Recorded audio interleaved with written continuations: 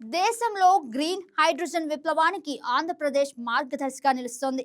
Krishnapatnam, Kakinada port, Godavari, Krishna వంటి నదుల జలవనరుల ఆంధ్రప్రదేశ్ సొంతం. ఇవే గ్రీన్ ఎనర్జీ హబ్గా ఏపీ ఎదగడానికి అనుకూలతలుగా మారుతున్నాయి. ఆంధ్రప్రదేశ్ గ్రీన్ హైడ్రోజన్ హబ్గా మారేందుకు కూటమి ప్రభుత్వం అడుగులు వేస్తుంది. అధికారంలోకి వచ్చాక భారీ ప్రాజెక్టులు, పెట్టుబడులను ఆకర్షించేందుకు ప్రయత్నాలు చేస్తుంది. అసలు ఈ హైడ్రోజన్ ప్రాజెక్ట్ ఎందుకోసం ఉపయోగిస్తారు? యువతకి వీటిపై ఎంతవరకు అవగాహన ఉందో ఇప్పుడు తెలుసుకుందాం.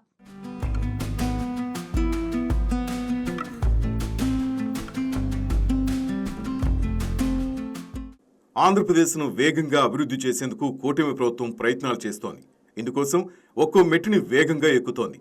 తాజాగా గ్రీన్ అమోనియా ప్రాజెక్టు కోసం శ్రీకారం చుట్టి దేశం మొత్తం తమ వైపు చూసుకునేలా చేస్తోంది. ఏపీని గ్రీన్ హైడ్రోజన్ వ్యాలీగా అవతరించనుంది. ఆంధ్రప్రదేశ్ రాష్ట్రం క్లీన్ ఎనర్జీ రంగంలో సరికొత్త చరిత్రను సృష్టించబోతోంది. గ్రీన్ హైడ్రోజన్ ఆధారిత గ్రీన్ అమోనియా పరిశ్రమ ఏర్పాటుతో దేశంలోనే అతిపెద్ద పర్యావరణ రహిత పరిశ్రమలో ఒకటిగా నిలిచి చారిత్రాత్మక అడుగు వేయనుంది.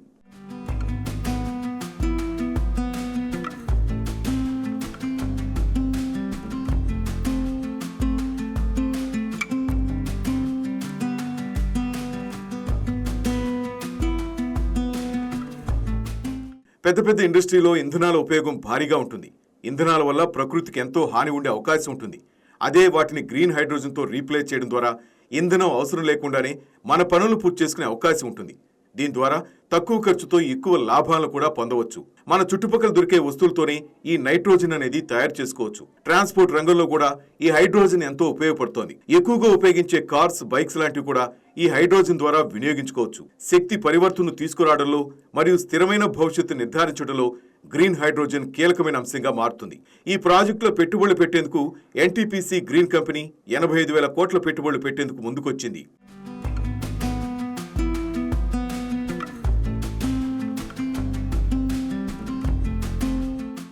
గ్రీన్ హైడ్రోజన్ ప్రాజెక్టు మీద కూడా యువతుల అవగాహన కార్యక్రమాలు చేపడుతున్నారు. గ్రీన్ హైడ్రోజన్ హబ్గా మార్చేందుకు కేంద్ర ప్రభుత్వం ప్రధాని నరేంద్ర మోదీ ఆశను నెరవేర్చేందుకు తమ వంతు సాయంగా స్టూడెంట్స్ ఈ ప్రాజెక్టులో తమ కృషి చూపిస్తున్నారు.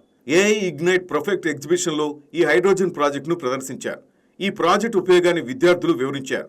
వేస్ట్ డ్రైనేజ్ వాటర్ నుంచి కూడా మనం హైడ్రోజన్ ఉత్పత్తి చేయవచ్చని, దీనివల్ల ప్రకృతికి ఎలాంటి హాని లేకుండా ఇంధనం వాడకం తగ్గించి హైడ్రోజన్ని వినియోగించవచ్చు. 12 2 amps అడాప్టర్ వాడాను. ఆ అడాప్టర్ వచ్చేసి ఇక్కడ ఎలక్ట్రాలసిస్ ప్రాసెస్లో కనెక్ట్ అయింది. ఫస్ట్ మనం యూజ్ చేసేది ఏంటంటే ఇక్కడ ఫిల్ట్రేషన్ మీట్లో ఏమేమి ఉంటుంది, ఫైన్ లేయర్ ఆఫ్ కాటన్. అక్కడ రియల్ సెటప్లో వచ్చేసి హ్యూజ్ అమౌంట్ ఆఫ్ వాడతాం. డెమాన్స్ట్రేషన్ ప్రోటోటైప్ కాబట్టి లెస్ అమౌంట్ వాడాము.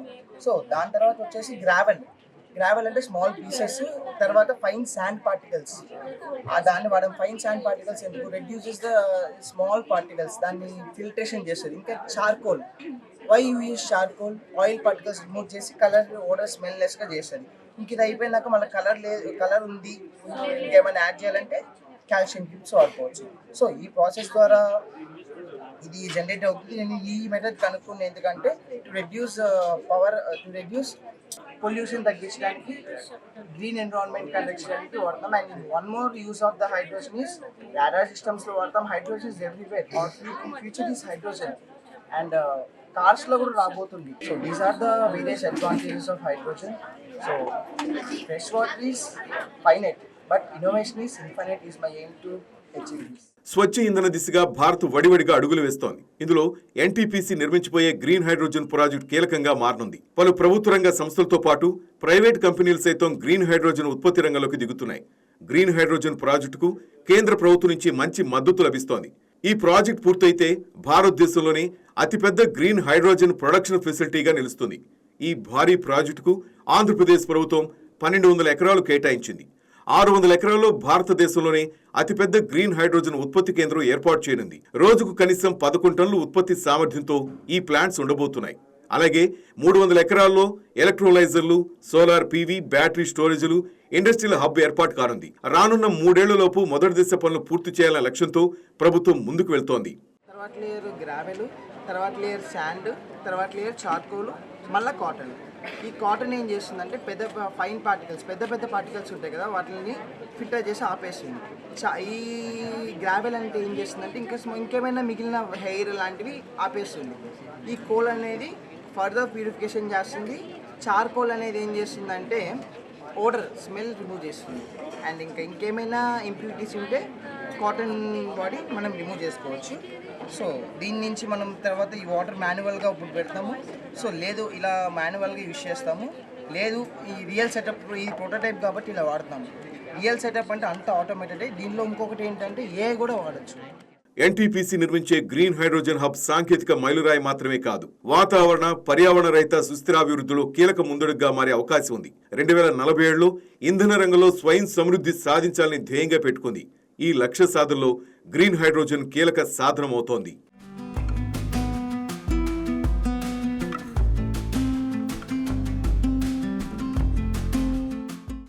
Please subscribe to YK TV Network. Please subscribe to YK TV. Please watch YK News.